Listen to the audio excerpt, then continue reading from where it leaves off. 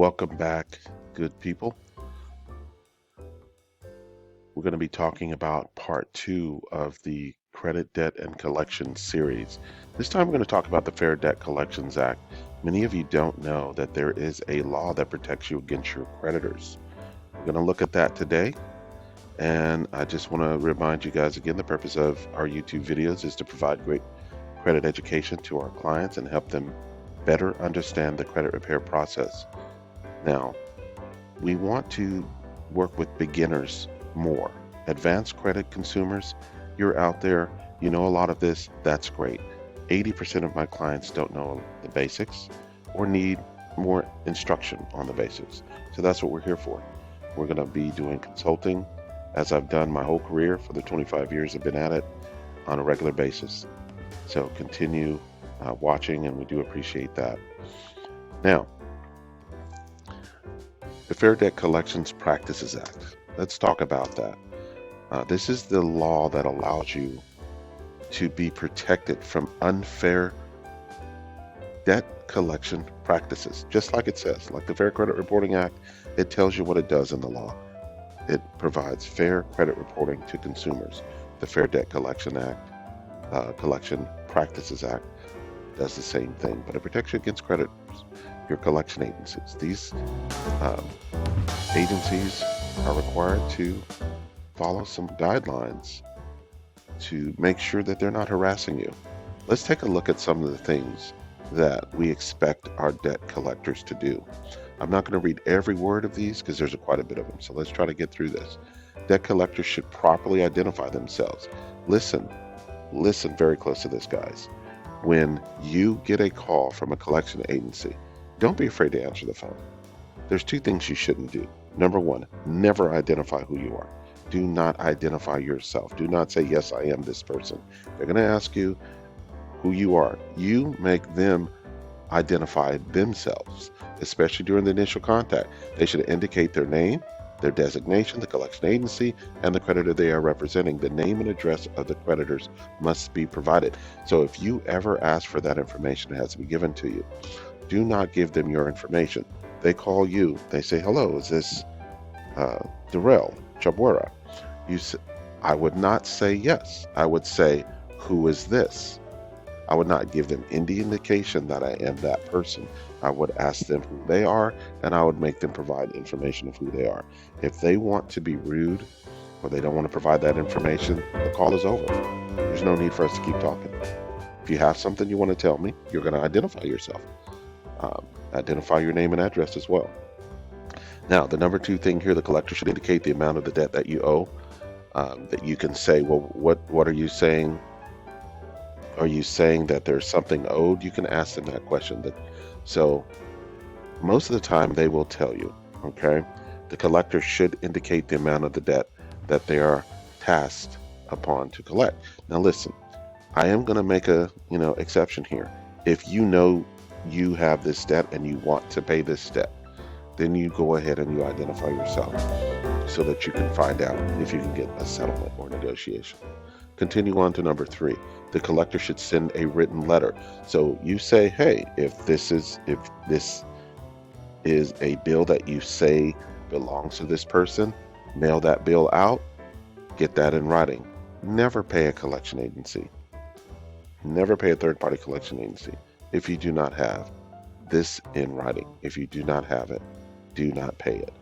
Do not discuss anything with them. Once you get information, check it out. Make sure they're a good company. Make sure they're legit. If you're my client, of course you should send me a copy of that letter. Just do a picture text. Take a quick picture text of the letter. Picture text, or you can email that letter to me. I'll give you the advice that you need on it. Also, number four here, the consumer must be informed of their rights. And you hear them say that, right? This is an attempt to collect a debt, blah, blah, blah. They always tell you that when they get you on the phone. The collector should respond accordingly through mail. So when the debtor files a dispute or even a request, that response could contain the verification requested or the confirmation to cease collections. Also, you have here that the collector should honor any request by the debtor to cease collection or communication. So you have the right, regardless if the debt is correct or not, they need to send a final notice to the debtor to inform them that the request should be honored and certain legal actions will have to be pursued. So the great news is you have the right to cease communication with this creditor. All right, they cannot call you, and they have to cease mailing you, calling you, or any communication if you do it the right way. We'll talk about that a little later. The collector is also only allowed to file a lawsuit where the debtor lives or where the contract is signed, at least when the situation calls for legal action to be taken. So I'll take this opportunity to let you guys know. Of course, I have to say and disclose that I am not a lawyer.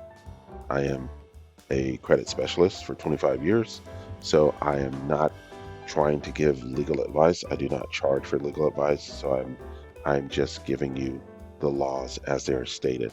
You could look these up yourself. They're everywhere, easy to find. Now, if you want to stop the communication, here are the rights under the Fair Debt Collections Practices Act. This is what they cannot do.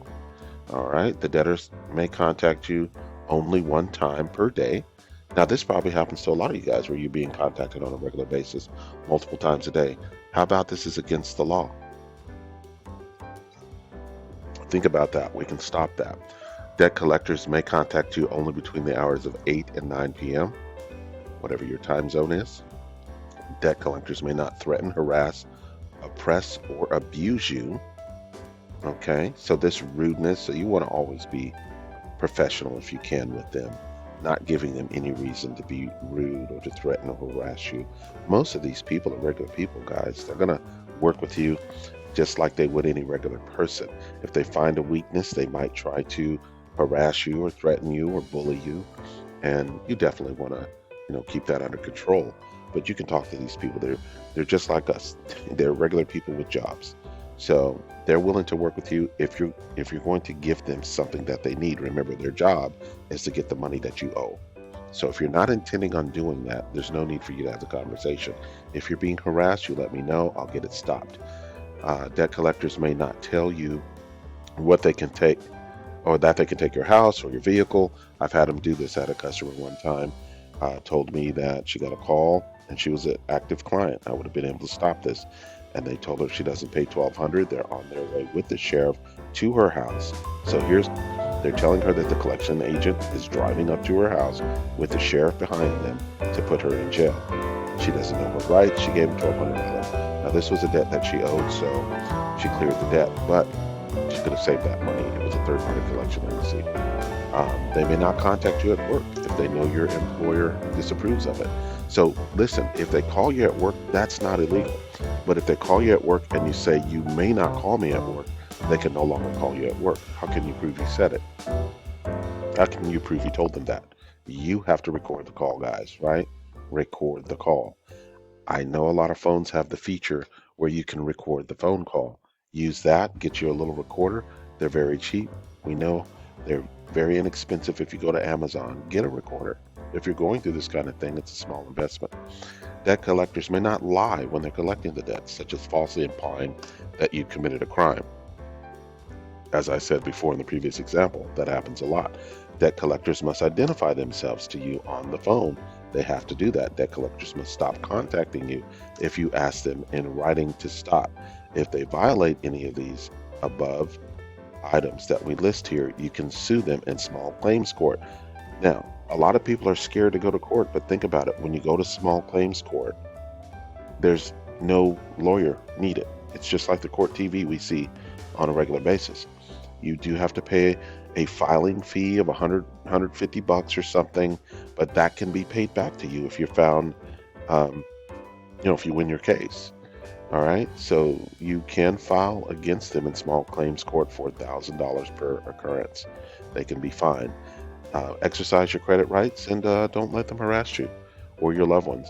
I have people tell me they call relatives. You definitely can stop that. So keep that in mind. If you're getting those harassing calls at work or home, you can stop them. You can contact me. I can help you. Collection agencies and collection attorneys are harassing people every day. Now, I'm not going to want to do all the work, you guys. If you find that you have this problem, You contact me, I'm going to have to get some information from you. For instance, I cannot send a letter, stop harassment or cease a communication letter, unless I have the name and address of the company. So at the very least, you have to give me the phone number. I can find that out. I can get a letter sent out. It would be certified mail return receipt on your behalf. I do this as a courtesy for all my clients. Of course, this is just a service that we offer, so you've already paid for it. All right. You have the right to stop them now by sending, like I said, a cease and communication letter. I would show you that letter, but I've said a lot of the terms that you find in that letter. You just have to have proof. And there's only two ways to get proof. And that's going to either be through a certified mail return receipt letter or recording a phone call. Now, a debt validation letter is what I was talking about earlier, where you guys have to have the right to have that letter sent to you showing that you owe this debt. These letters quote the law and will stop all collection calls, or you can sue these guys, okay? So keep in mind you have some rights of your own. You do not have to be harassed.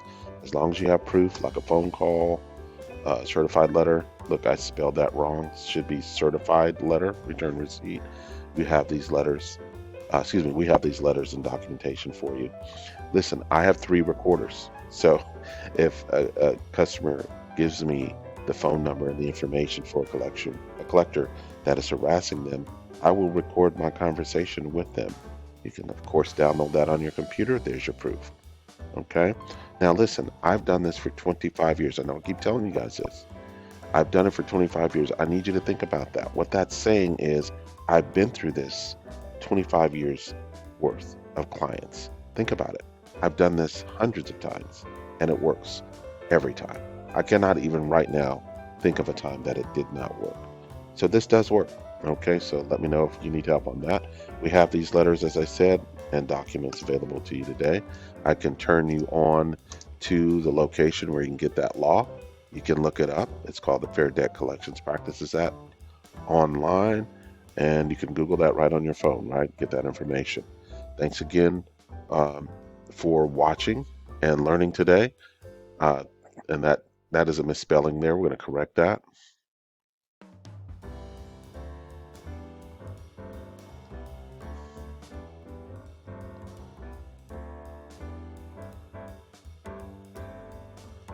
All right, so there we go with the correction. Thank you for watching and learning today.